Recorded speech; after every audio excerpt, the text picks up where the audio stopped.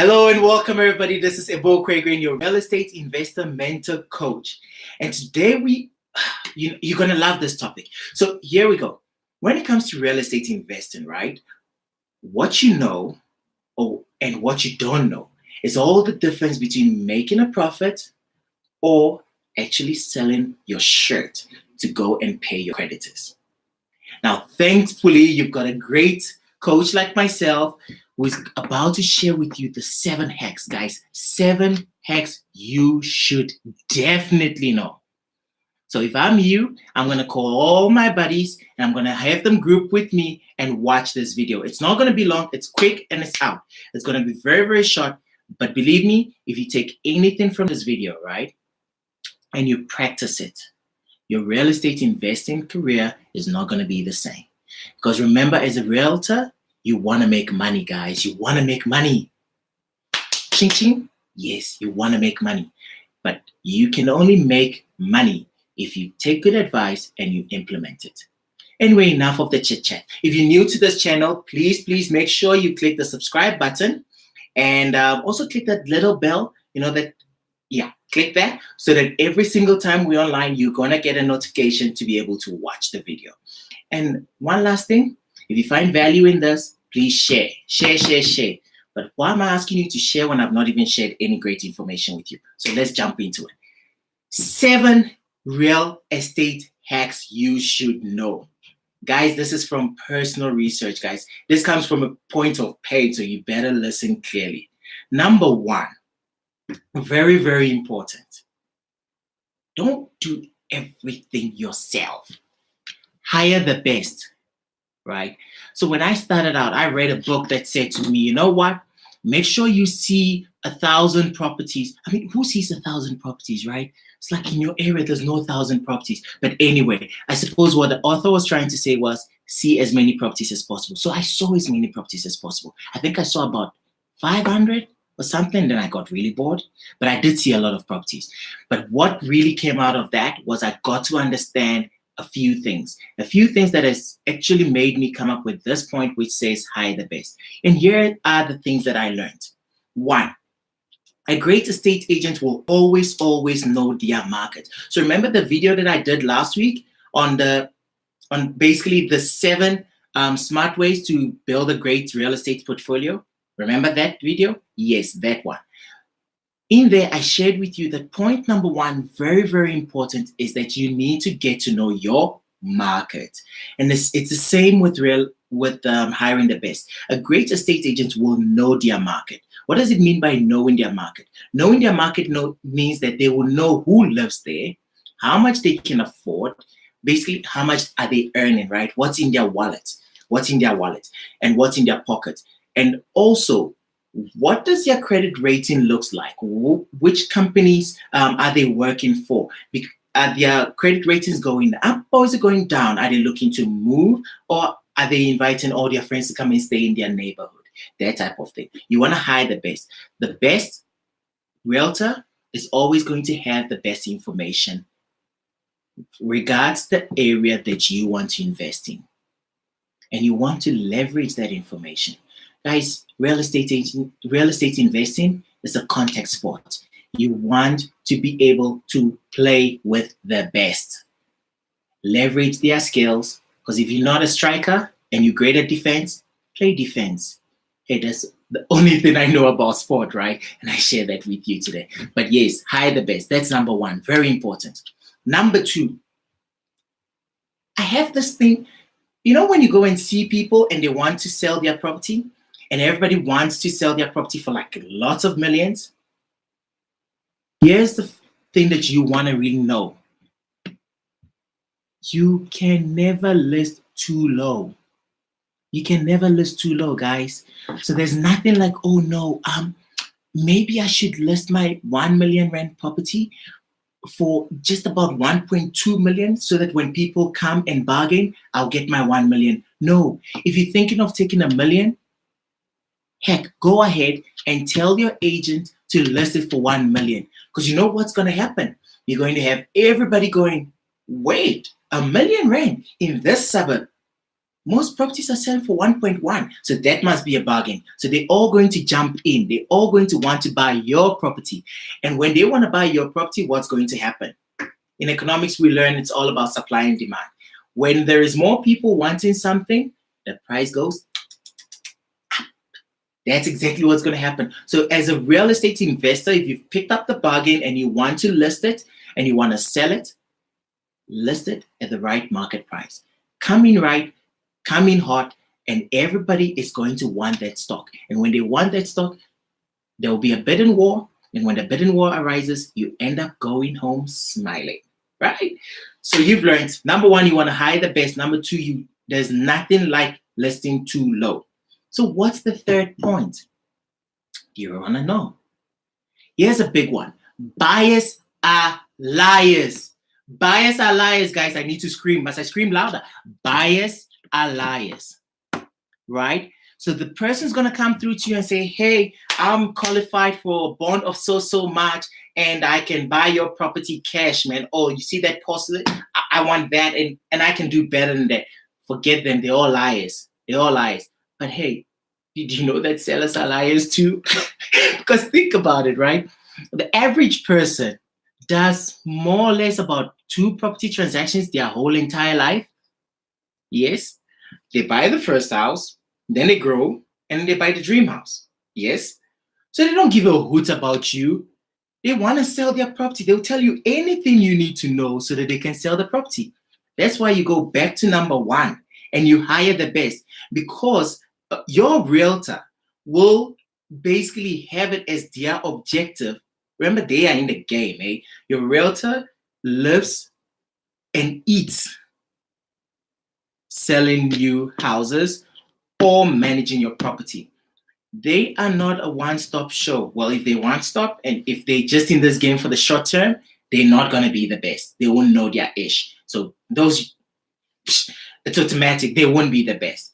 But the best in your area have probably always been there.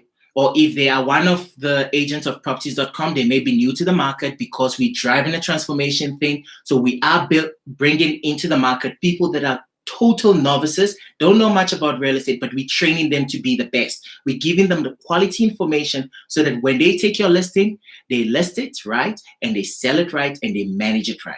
That's what's happening in properties.com. But by the way, this is not about properties.com. It's about you. It's about great knowledge, right? So buyers are liars and sellers are too, because they don't deal in volumes and they want to do whatever they can do today to get the best deal. So go back and rely on the expertise of the best. So what's point number 4? Buy right. Buy right. Buy right. What do I mean by buy right? Here's the thing. Oftentimes you want to buy a certain property.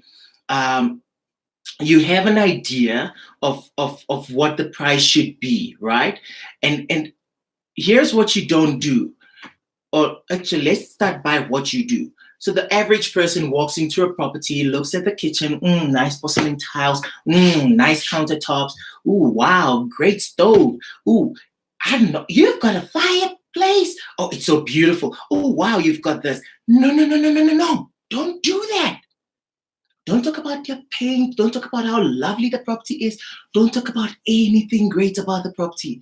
Go in there with your poker face. You know that one. Do I have one? Okay, I don't. But honestly, go in with a straight face. Look at the fact. Keep your mouth shut. Okay? Observe with your eyes and always be looking at the numbers. That's how you buy property. Buy right. Buying right doesn't mean that be someone you're not. If you like the kitchen, you like the kitchen. Keep it to yourself. Because if you love it too much, I'm going to charge you extra for it. Did you know that? Now that leads us to the other points. The other point actually says, buy what you can afford. Buy what you can afford. Because this is what's going to happen.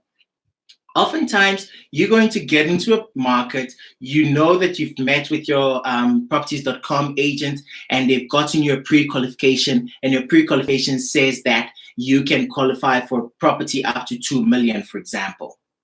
What does the average person do? because I qualify for 2 million, I'm going to go and look for a 1.8 million rand house and I'm going to buy it, right? No. So there's a personal story. When I started out in the game, Standard Bank gave me a pre-qualification letter that said that I qualified for 850,000 Rand. That was my pre-qualification, my first pre-qualification certificate. With that 850,000, my normal mind said to me, go and buy an 850,000 Rand house. That would have been a good idea because I would have lived in a very lavish house as a 20-something year old. But no, my mathematical brain said, no, you can't afford that. And it was true. I was earning commission, so my money was not guaranteed. Some months I made 6,000, some months I made 10, some months I made great money. So I couldn't really quantify to say that I'll be able to pay 8.5 for the next 20 years. You want to buy what you can afford. Sit down, look at your numbers, right? What you can afford must be consistent. And must be consistent as follows. So if you're taking out a bond, for example, for R1 million, yes, it's easy to say when you look at your 30,000 Rand income to say that you can afford 10,000 Rand every month. Yeah, but what if the pipe breaks? Where does the 10,000 come from? What if you need to revamp the house? What if you need to paint? Where does that extra 30,000 Rand come from? Are you getting that? What if the geyser breaks and you don't have insurance? Where's the 5,000 going to come from? So buying what you can afford means that you've budgeted in any eventuality that may come and knowing that you've got enough. Remember in the last video, we also shared that one of the things you want to do as a real estate investor is to quantify your borrowing capacity. Remember that one? Yes. So now you already know what your borrowing capacity is. Buy lower than that. Leave yourself enough room so that you can always go back to the bank and take more money and probably put in more equity in the house. So buy less than you can afford. So let's quickly refresh this. If you've just joined this video, we're talking about the 7 hacks every real estate investor should know. 1, we said hire the best. Hire the best, hire the best, hire the best. Can't stress this enough. 2, we said you can never list too low. Get in the market at the right price and you will sell quick. 3, we also said, I kind of left this one out, didn't I? I did. Your first offer, your first offer is always going to be the better offer. Because that person that is giving you that offer for that property has probably been sitting on the market looking for a property just like yours. They are motivated to buy your property. So your first offer is always going to be the best. But take this from me. Don't just take that offer and sign in on it. Take that offer and tell them, I'll think about it, and work with that offer. Remember, you can always counter them. You can ask them to pay an extra 100,000, and then they can come back to you and say they'll pay 50, and then you say 60. And you know what I mean? You can always work them, but at least you'll be working them within your comfort zone, and therefore you know you can sell. So that's point number 3. Your first offer is always going to be your best offer. 4, buyers are liars and so are sellers. Why? Because they're one-time shows, guys. In their whole entire life, they'll do it once, twice, maybe 3, but that's it. And that's why you want to go back to the first point and hire the best and have a good real estate agent always representing you, because they deal in transactions, they deal in the long term. They're here for the long haul, right? 5, we said buy less than you can afford. Always buy less than you can afford. And 6, we said buy right. Buy right means going in with your poker face, knowing what to do, knowing how to check your numbers, and making sure you're buying the right property for you. Now here's the kicker, the 7th one that you really want to put in your pocket and go home with. And that is always maintain your walk away power. You know, you're going to give an offer. The guy's going to look at you and go, this house is worth 1 million. You're offering me 650. No, I'm not taking it. Be confident enough to say, hello, Mr. Seller. Thank you very much. My offer is 650,000. If you don't want to work with it, ciao. Bye-bye. Let me see you in 6 months' time when you've not sold your property. I'll come and I'll offer you 550. How's that? Always maintain your walkaway power. In real estate, you lose money, so you're going to love this. You make money when you buy. You make money when you buy, not when you sell. In the same way, you lose money when you don't buy right. When you don't walk away from a deal that you should have walked away from. When your heart is pumping and going, damn it, my highest number is this. And you just convince yourself one way or the other to say, man, let me just put in an extra 50,000. Is that extra 50,000 that is going to get you closer to broke? Maintain your walk away power. I'm Ebo Craig, and it was a great pleasure doing this amazing video for you. Guys, I enjoy the 15 minutes that I get to spend with you every week sharing great real estate content. If there's anything you want to know, feel free to comment, like, share, and inbox me. Give me your input. Let me know what you hate about this video, what you like about this video. But remember this as well. You're not in a silo, guys. Real estate investing is a contact sport. If you want your future investors to be able to trust you with what you're saying, invite them to watch Ebo Craig's show. How easy is that? When they come and watch this, they get to learn what you're learning. And therefore, when you tell them, guys, this is why we're doing this deal, they think you're right. They think you're the smart. I don't want to say the other word, but they know you're smart, right? And therefore, they trust you. It's called leveraging other people's credibility. Leverage my thoughts, leverage my knowledge, and let the credibility be for you. Ask your friends to watch this video. Ask them to subscribe to this channel. And have a fantastic day. I'll see you next week when we share yet another great content on Real Estate Unplugged. Have a fantastic week, guys. Shots. Bye-bye.